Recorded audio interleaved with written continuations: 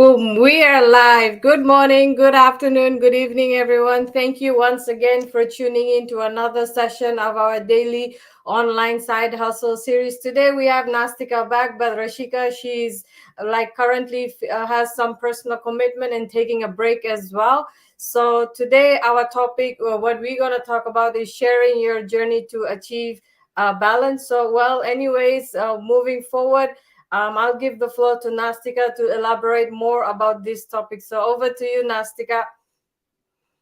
Thank you, Devina. Welcome back. We are live again. This is Nastika joining you from Global Pacifica Hub. Tonight we are talking about sharing your journey to achieve balance. Achieving balance for me, it's all about managing various aspects of life to provide the best possible response and support. Here's how I think about it. Firstly, stay updated just as you might take in new information to keep your skills sharp. I constantly update my knowledge to stay relevant and accurate. This helps me provide balanced and up to date information on a wide range of topics. Secondly, understanding perspective. Balancing different viewpoints is crucial. I aim to present information that respects and reflects various perspectives, ensuring that I offer a well-rounded understanding of any topic. Thirdly, managing input. Just like how you might balance work, rest, and play, I manage various amount of data I process. This involves prioritizing, organizing information to deliver clear and helpful response. Fourthly, continuous improvement. Balance isn't static, it evolves. I continuously learn from interactions to improve my response and adapt new information, ensuring that I remain balanced and effective in helping you. In a way, my journey to balance is about being reliable and responsive source of support, learning from each interactions to better serve you. How about you? Leaving you with a question tonight. How do you find your own balance? That's all. That's a wrap from my side. Thank you, and back to you, Devina. Thank you, Nastika. I like the way the when you said you gave a question to the audience, and which made me also get them thinking as well. But I like to add some more onto today's topic of like what we're discussing to our followers on the sharing your journey to achieve balance. I will relate to more like I'll give it a personal interpretation. Like these are some of the things that we need to look at as human in terms of the balance is look at how do we effectively manage time, how do we do our work life balance, how important and what do we trigger in terms of our mental health, physical health, and relationships. So I know that out there we have a lot of our friends who are struggling to find that balance because in our early career building time in the early 20s, what we see is that once we move out from our universities, we get our first level of qualification going into the workforce, and the challenge starts in terms of getting a job. Then what happens is that once you get the job, it may not be the job that you want. And so basically, you're always anxious, you're excited, you're nervous when you start a first day, for example, and then you're always running around. You're running in terms of you wanting to climb up the ranks, but not knowing that you do not have the experience. And you have a lot of emotions, feelings in terms of they are running high. So, how do you control these things?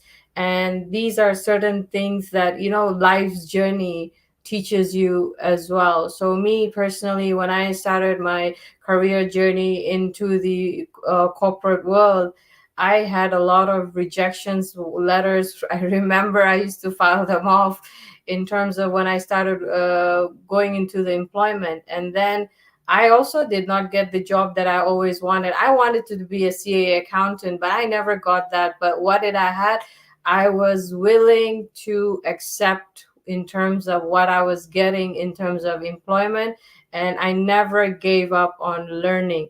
But I sometimes used to forget how to focus on the mental health, my physical health, and also how to balance that. So what I used to do on a personally, I'm an early bird person. Some are very late people as well. We have various types of people. So my behaviors was mostly like, I used to gather information, and I used to read new articles. I used to read 2 pages of a book to understand, because my mind is absorbing information early in the morning. And what happens is that I then will start my routine work of when I go to the office. I make my things to do, and what are my high priority, high ticket items that I need to move as well. So most of the time I have seen that I was not able to find the balance. But what did I do? My journey has taught me to do always a self reflection. Now what I do practice every day is, I ask myself in the evening before I go to bed, think about what were your opportunities, what were your challenges, where do you see is your skill set, is your strength. Try to find those things and be a different version of yourself, and be very authentic with yourself in terms of valuing your both your success and setbacks. And you know what, you can share these journey with someone who is your very close and valuable to you. With terms, it can be your immediate family, you can be your inner circles. These people can give you the atmosphere where they drive you and give you that energy levels, and they build that high motivation in terms of boosting your confidence and doing better the next day. Because what I personally, and one of my friends have said to me in today's era is that not many do highlight their setbacks, because a successful person is not successful through his accomplishment. They are normally a success because of how they are able to handle the setbacks, meaning their failures. How do they take it? How do they learn from it? How much are they willing to change? How much are they willing to look at other ways to resolve the issue. And moments these provide valuable information, and these become your driving force. For example, in a personal level, in also a professional level, that's how you grow and try to be a better version of yourself. And normally what I personally would I've seen in a lot of most of our profession, the medical profession, the corporate profession, we are not able to manage our time. The 24 hours of we have 8 hours as given back to our work, for example. The other 8 hours mostly we are sleeping. So what happens, we have the other 8 hours. So value that time, allot your time and allocate in such a way that you have to manage your time better. Because if you're sleeping in, for example, here in Auckland, New Zealand, between 10 p.m. to 6 a.m., know that someone in the other part of the world is awake, and they're doing something constructive, they're learning something. And this is where the 24 hours also fall short. So always